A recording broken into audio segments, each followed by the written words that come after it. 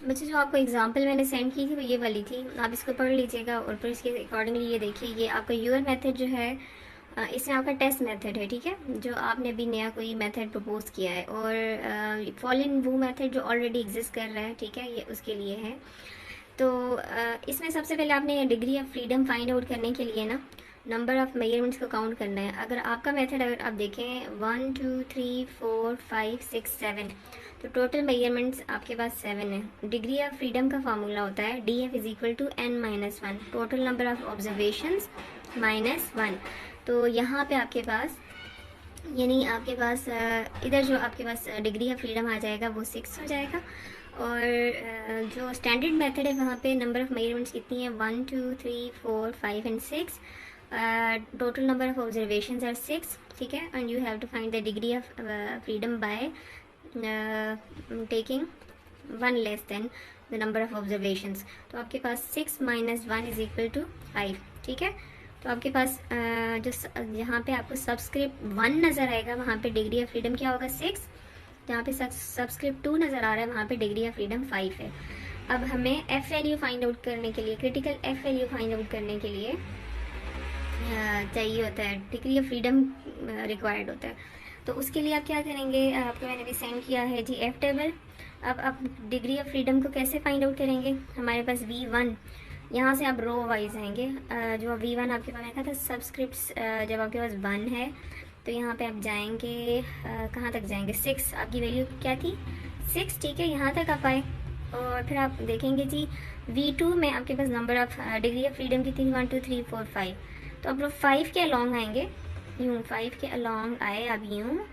और ऊपर तक आप लाइन लेंगे यूँ, तो ये आपके पास यूँ आप करें, आप क्लेम जो होल्ड करने में प्रॉब्लम हो रहा है इसको, 6 से आप नीचे आए ना यूँ 6 1 2 3 4 5, ठीक है, यहाँ आप 5 पे आए, या आप यूँ कर सकते हैं ना, ये देखें आप 1 से तो स्टार्ट हो नहीं रहा, ये 2 से स्टार्ट हो रहा है, तो 2 3 4 5 किस नंबर पे आपका जो है वो 5th वाली वैल्यू आ रही है, ठीक है, one degree of freedom is 5 1 2 3 4 4th number पे आएगी, तो आप 6 वाली पे जाएं 1 2 3 4, तो वैल्यू आपके पास आ रही है 4.95, ठीक है। तो आपने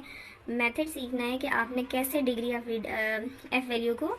टेबल से फाइंड आउट करना होता है। मैं आपको दोबारा बता देती हूँ, आपके पास अगर आप यहाँ देखिए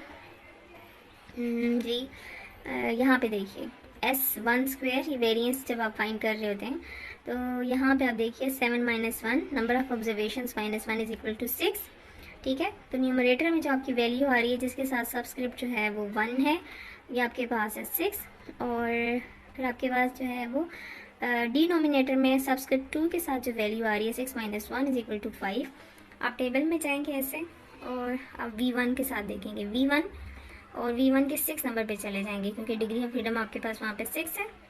6 पे चले गए, ठीक है, यहाँ पे 6, और यहाँ पे आप जाएंगे जी इधर से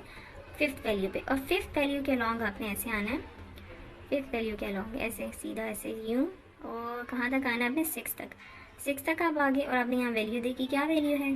4.95। तो so this is how you can find the tabulated value of F. उसके बाद आप इसको 4.95 आपकी टेबुलेटेड वैल्यू है, और इसके बाद आप एफ वैल्यू, मैंने कहा था दोनों मेथड्स की वेरिएंस का रेशियो लेंगे, एक का आपके पास वेरिएंस है 8.3, दूसरे का 4.8, तो आपके पास आपकी जो वैल्यू आई है कैलकुलेटेड वैल्यू आई है 1.73। तो आप 1.73 चूँकि आपकी टेबुलेटेड वैल्यू से कम है, इस वजह से आप मेथड को क्या कर लेंगे, एक्सेप्ट कर लेंगे। सो ये आपके पास है सिंस द कैलकुलेटेड। अब सबसे पहले ये देखिए the variances are arrange so that the F value is larger than 1। आपसे मैंने, और लार्जर देन 1 तभी आ सकता है जब आपके पास ग्रेटर वैल्यू जो है वो न्यूमरेटर में हो। The tabulated F value for V1 is equal to 6, ये आपको मैं बता चुकी हूँ, V2 इज इक्वल टू 5, और ये कितनी आई थी 4.95। Since the calculated value is less than this, जो आपने फाइंड आउट की है कैलकुलेटेड वैल्यू वो 4.95 से लेस है, we conclude that there is no significant difference in the precision of the two methods, that is the standard deviations are from random error alone and do not depend on the sample, ठीक है। और तो इसका मतलब ये है कि आपका जो नया मेथड होगा वो भी एनालिटिकल पर्पस के लिए उतना ही प्रिसाइज होगा जितना आपका ऑलरेडी एग्जिस्टिंग मेथड है, और आप इसको यूज़ कर सकते हैं।